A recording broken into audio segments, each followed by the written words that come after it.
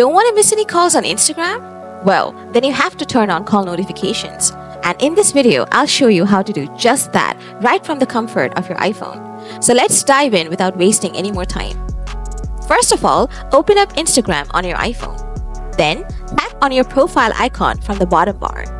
Next, tap the hamburger menu icon from the upper right corner of the screen and select Settings and Privacy from here.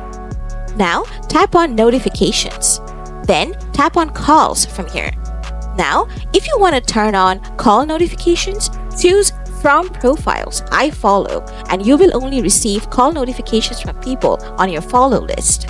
Or you can select from Everyone, and you'll get call notifications from everyone. So that's how you turn on call notifications in Instagram on your iPhone. If the video proved to be useful, smash that like button. Craving more Instagram insights? Don't forget to subscribe for future updates. Thanks for being part of our community, and I'll catch you in the next segment.